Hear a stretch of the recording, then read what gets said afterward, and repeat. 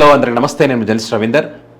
గాదే సాయి కృష్ణ కేసులో కీలక మలుపు చోటు చేసుకున్నటువంటి తరుణంలో మరి ఈ కేసు వివరాలు బయటికి రాకుండా ఉండేందుకు మేకప్ అనేటువంటి టాపిక్ని తీసుకొచ్చి కేసును ప్యాకప్ చేయాలని చెప్పి కూటమి వారి మీడియా ఎంత ప్రయత్నం చేసినప్పటికీ కూడా దీని వెనక జరిగినటువంటి నిజాలు, అసలు ఏం జరిగింది, ఎవరెవరు ఉన్నారు అనేటువంటి అనేక అంశాలు ఒక్కొక్కటిగా బయటకు వస్తూ ఉన్నాయి. దేశవ్యాప్తంగా కూడా చర్చ జరుగుతూ ఉన్నది.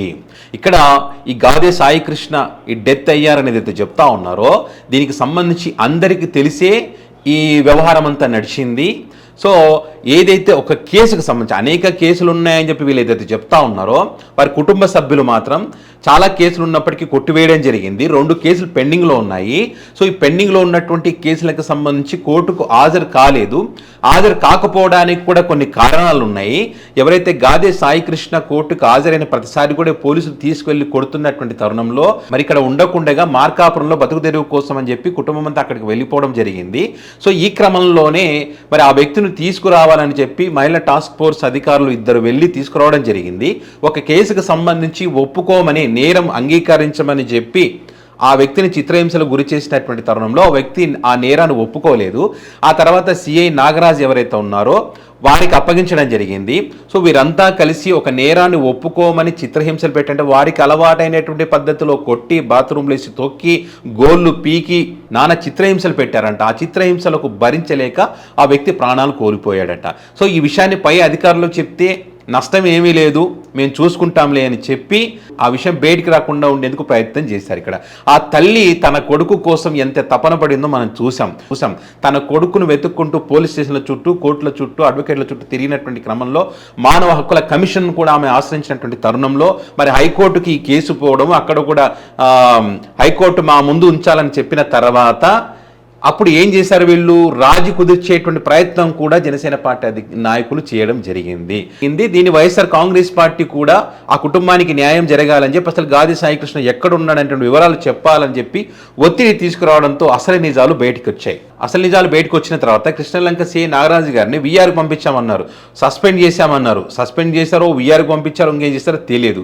కానీ సో ఇక్కడ అందరికీ తెలిసి ఆ సాయి కృష్ణను చంపారు కాబట్టి ఆ కుటుంబ సభ్యులు చెప్తున్న ప్రకారము ఇక్కడ ఉన్నటువంటి డ్రైవర్ కానీ అశోక్, సుబ్రహ్మణ్యము, ఆ తర్వాత సిఐ, ఇంకా చాలా మంది పేర్లు చెప్తా ఉన్నారు. వాళ్ళందరికీ శిక్ష పడాలి. దీని వెనుక పెద్దవాళ్ళు కూడా చాలా మంది ఉన్నారు. వాళ్ళందరూ కూడా శిక్ష పడాల్సినటువంటి అవసరం ఉంది. ఒక్కరి పేరు చెప్పి ఆ వ్యక్తిని ఏదో ఈ వ్యక్తి తప్పు చేశాడని చెప్పి ఒక్కరి దగ్గర ఆపేసంటే కుదరదు. దీని వెనుక చాలా పెద్ద తతంగమే నడిచిందని చెప్తా ఉన్నారు. సో మరొక చర్చ కూడా ఉంది ఇక్కడ.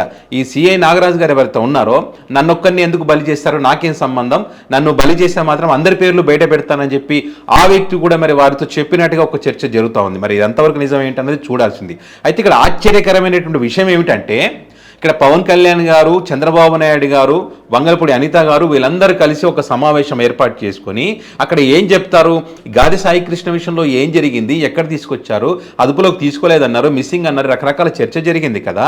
సో దీనికి బాధ్యులైనటువంటి వారు ప్రతి ఒక్కరిని శిక్షించాలనేటువంటి ఆలోచన పక్కన పెట్టి సిబిఎన్ సీరియస్ అని చెప్పి వాళ్ళ పత్రికల్లో, వాళ్ళ మీడియాలో ఉదరగొడుతూ ఏం చెప్తారు అక్కడ, ఎవరైతే ఈ ఎపిసోడ్లో ఈ కులాన్ని అంటగడతా ఉన్నారో వీటి గురించి ఎక్కడైతే ప్రస్తావన వస్తూ ఉందో వాటిని కంట్రోల్ చేయాలి, కఠిన చర్యలు తీసుకుంటామని చెప్తా ఉన్నారు. ఆశ్చర్యం కాకపోతే ఏమన్నా చెప్పండి. సిఐ నాగరాజు గారు, గాదే సాయి కృష్ణ ఒకటే కులం అంటే చంపమని చెప్పారు ఎవరైనా? ఇక్కడ వైఎస్ఆర్ కాంగ్రెస్ పార్టీ కుల రాజకీయాలు చేస్తూ ఉందని చెప్పి వీళ్ళు మాట్లాడుతూ ఉన్నారు. ఇక్కడ కులానికి ఏం సంబంధం అండి? అన్ని కులాలు కలిసి ఆ కుటుంబానికి న్యాయం జరగాలని మరి ఇప్పుడు అనేక మంది అడ్వకేట్లు రావడం జరిగింది. మానవ హక్కుల కమిషన్ స్పందించడం జరిగింది. మరి హైకోర్టు కూడా స్పందించింది. మరి హైకోర్టు కూడా కులాన్ని అంటగట్టేస్తారా మీరు? దీని గురించి కాదు కదా మీరు మాట్లాడాల్సింది.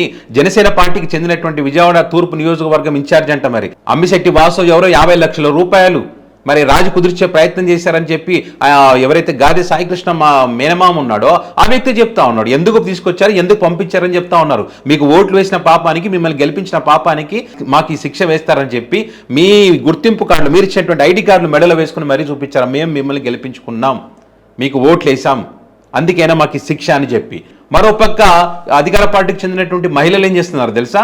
మా హోమ్ మినిస్టర్ గారి మేకప్ గురించి మాట్లాడతారని చెప్పి గతంలో వీళ్ళు మాట్లాడిన మాటల్ని మర్చిపోయి ఇప్పుడు ఆ తల్లి కన్నీటి రోదన కనీసం బూడిదైనా ఇవ్వండి అని చెప్పి ఏ తల్లి అయినా ఎక్కడైనా ప్రపంచంలో అడిగిందా? ఈ తల్లి అడుగుతా ఉంటే మరి ఆ తల్లి కన్నీళ్ళు మీకు కనిపించలేదా? మీరు కూడా మహిళలే కదా, మరి ఆ మహిళ కోసం మీరు ఏం చేశారు? ఆమె గురించి మాట్లాడకుండా హోంమంత్రి గారికి సంబంధించి మాట్లాడారని చెప్పి మహిళా కమిషన్కి ఫిర్యాదు చేసినటువంటి పరిస్థితి ఆంధ్రప్రదేశ్లో. మరి ఆ తల్లి కోసం ఆలోచన మీకు రాలేదా? తల్లి కోసం మాట్లాడాలి, ఆ తల్లిని ఓదార్చాలి, ఆ తల్లి దగ్గరికి పోవాలని చెప్పి మీకు ఆలోచన రాలేదా? సాయి కృష్ణ దుర్మార్గుడు, సాయి కృష్ణ రౌడీ షీటర్ అంటే ఎస్ అయి ఉండొచ్చు, కేసులు ఉండొచ్చు, మరి న్యాయ వ్యవస్థ ఉంది మనకు, చట్టపరంగా ఏం జరగాలో అది జరుగుతుంది. అంతేగాని చట్టాన్ని న్యాయాన్ని మీ చేతులకు తీసుకొని చంపేస్తారా? మరి వాళ్ళ మామ క్వశ్చన్ చేస్తూ ఉన్నాడు, మీరు చేసిన తప్పు కాదా? మరి మీ చట్టాన్ని, ధర్మాన్ని, న్యాయాన్ని మీ చేతిలోకి తీసుకొని మీరు చేసినంత మాత్రం మీరు మహాత్ములు అయిపోతారా? మీరు కూడా దుర్మార్గులే కదా. ఎప్పుడు మావాడు దుర్మార్గుడు అయితే మీరు దుర్మార్గులే, మీరు మహాత్మా గాంధీలు అయితే కారు కదా అని చెప్పి మరి ఆ ప్రశ్నకి ఆన్సర్ ఇవ్వండి. గంజాయిడా అని చెప్పి పెద్ద పెద్ద గొడ్డలు చేతులు పట్టించి గొడ్డలు పాటి సపోర్ట్ చేస్తుందని మీరు అయితే మాట్లాడుతూ ఉన్నారో ఆ కుటుంబ సభ్యులు చెప్తూ ఉన్నారు గంజాయి డానే అయితే అక్కడ ఎక్కడో పోయి మార్కాపురంలో జొమాటోకు 350 రూపాయలకు 400 రూపాయలకు జొమాటో కొడుతున్నాడంట ఈ గాది సాయి కృష్ణ. బతుకు తెరువు కోసం వేరే ప్రాంతానికి పోయినారంట. మరి అలాంటి వాళ్ళని వీళ్ళు గంజాయి డాన్ చేసేస్తారు వీళ్ళు. ఇలాంటి పరిస్థితి ప్రపంచంలో ఎక్కడ లేదు, ఇక్కడ తప్ప. ఆ తల్లి బూడిదైనా ఇవ్వండి అని చెప్పి ఎక్కడైనా అడిగారు, ఎక్కడైనా చూసాం మనం? సో అలాంటప్పుడు ప్రతిపక్ష పార్టీకి వైఎస్ఆర్ కాంగ్రెస్ పార్టీ ప్రశ్నించదా? బాధ్యత కలిగిన వ్యక్తులు ప్రశ్నించారా? ఒక్కసారి వాళ్ళ మేనమామ మాట్లాడినటువంటి మాటలు వినండి, ఎంత ఇదైపోతుందో. మా ఫ్యామిలీ మొత్తానికి ఉన్న సభ్యత్వంతో సహా చూపిస్తాం. చూడండి మేమేం తప్పు చేసాం, మా అక్కకు అన్యాయం జరిగింది, తమ్ముడిగా మేము వచ్చి అడగకూడదా? మీరు మా దగ్గరికే బేరాలు వచ్చారంటే రిక్షా తొక్కుకునేవాడికి, ఆటో తోలుకునేవాడికి, రోజువారీ కూలి పని చేసుకునేవాడికి ఎవడు వచ్చి ప్రశ్నిస్తాడు? పవన్ కళ్యాణ్ గారు మీరు లేరు, మీరు ఢిల్లీలో ఉన్నారు. మిమ్మల్ని కలవాలంటే కొన్ని కుక్కలు ఆపేస్తున్నాయి. కుక్కలకి ఇన్ఛార్జి పదవులు ఇచ్చి జనం మీద వదిలి పంచాయతీలకు వదిలితే చూడండి, దీనికి ఆన్సర్ చెప్పగలరా? ఇన్ఛార్జీలు ఎవరో పెట్టి రాజు కుదిర్చే ప్రయత్నం చేస్తూ ఉంటే ఇవన్నీ తెలుసుకోకుండా వంగలపూడి అనిత గారు ఏమైనా కేసులు ఉంటే నాకు తెలియదు, నా దృష్టికి రాలేదంటారు. పవన్ కళ్యాణ్ గారు ఇక్కడ ఢిల్లీలో ఉండి కులం ప్రస్తావన తీసుకొస్తారు, కుల రాజకీయాలు చేస్తూ ఉన్నారు, ఆయన మాట్లాడతారు. అసలు పొంతన ఉందా దీనికి? దానికి జరుగుతున్న వాటికి వాళ్ళు మాట్లాడేదానికి సంబంధం ఉందా? ఎలా బతుకుతాడు? మీరు అడిగారు కదా, విజయవాడలో ప్రశ్నించే నాయకుడే లేడా? సామాన్యులు పనికిరారా? సామాన్యులకి న్యాయం జరగదా? ఇదేనా మన ప్రభుత్వం చేస్తుంది? ఇదేనా ఆడబిడ్డకి జరుగుతున్న న్యాయం? ఇదేనా చెప్పండి సార్, మాకు న్యాయం కావాలి. మాకు సిఐ నాగరాజుతో పాటు అది న్యాయం కావాలని అడుగుతా ఉన్నారు. మీ పార్టీకి సంబంధించిన వ్యక్తి మెడలో ఆ కార్డు వేసుకొని, జనసేన పార్టీకి సంబంధించిన కార్డు వేసుకొని మరీ చెప్తా ఉన్నారు. డీజీపీ గారు ప్రశ్నించరా? హోమ్ మినిస్టర్ గారు అడగరా? వాళ్ళు అడిగారు. ఇంతకన్నా అన్యాయం ఏదన్నా ఉందా ఈ రాష్ట్రంలో? అడిగేవాళ్ళు లేకపోతే చెప్పేవాడు చెప్పడంటారు. ఇదేనా పోలీసు వ్యవస్థ జరుగుతున్న తీరు? సస్పెండ్ చేయటం అంటే వీఆర్కి పంపిస్తామా? స్టేషన్ మొత్తం మీద ఎంక్వైరీ చేయాల్సిన బాధ్యత మీకు లేదా? ఏమనుకుంటున్నారు? మాకు న్యాయం కావాలి. మాకు సిఐ నాగరాజుతో పాటు స్టేషన్లో ఉన్న అశోక్ కానీ, బాబురావు కానీ, డ్రైవర్ సుబ్రహ్మణ్యం కానీ A to Z మా వాడిని చంపింది నిజం కాదా? ఎదురుకుండా హాస్పిటల్కి తీసుకెళ్ళింది నిజం కాదా? తీసుకెళ్లి బాత్రూమ్లు వేసింది నిజం కాదా? తీసుకెళ్లి దానం చేసింది నిజం కాదా? అడిగేవాళ్ళు లేకపోతే ఎవడు ఇష్టం వచ్చినట్టు వాడు ప్రవర్తిస్తాడు. ఎవడో ఒకడు బయటికి రావాలి. ఇదే పోలీసు వారిని అడుగుతున్నాం మేము. మీకు పిల్లలు లేరా? మీకు కష్టాలు లేవా? మేము పోలీసులు మొత్తాన్ని అడుగుతున్నావా? ఏ ఒక్క పోలీసుకైనా బిడ్డలు లేరా? ఏ ఒక్కళ్ళు గంజాయి అమ్మిస్తలేదా? పోలీసులు తన్ని తరివేసి గోళ్లు పీకిన అడగకూడదా? ఇదేనా మన ప్రభుత్వం? ఇదేనా మీరు చేస్తుంది? మాకు జరిగిన న్యాయం ఏ ఒక్కడికి జరగకూడదు. వచ్చి న్యాయం చేయమంటే కులాలు, మతాలు, పార్టీలు సిగ్గులేదు మనకే. మనం ఏ ప్రపంచంలో బతుకుతున్నాం? మనం ఎక్కడున్నాం? ఆడబిడ్డ ఏడుస్తుంటే కన్నీళ్లు కరగలేని మనుషులు కూడా ఒక రాజకీయ నాయకులనా? దీనికి పార్టీ మరి ఇంత దారుణం ఎక్కడ చూడలేదు నిజంగా చెప్పాలి. మంచి ప్రభుత్వం వీళ్ళ చేతులు అయితే దండం పెట్టాలి నిజంగా చెప్తున్నా. ఆ తల్లి కన్నీళ్ళు పెట్టుకుంటుంటే దాన్ని కూడా రాజకీయం అని చెప్పి మాట్లాడుతూ ఉన్నారు. సో ఆ బాధలోనే, ఆ ఆవేదనలోనే ఆ వ్యక్తి మాట్లాడుతున్నటువంటి మాటలు అవి. ఖచ్చితంగా ఈ కూటమి ప్రభుత్వానికి ఇది తీరని మచ్చలాగా మిగిలిపోతుంది, అందులో ఏమాత్రం డౌట్ లేదు. సో మరి దీనికి సంబంధించి మీ అభిప్రాయాన్ని కామెంట్ రూపంలో పెట్టగలరు. Thank you.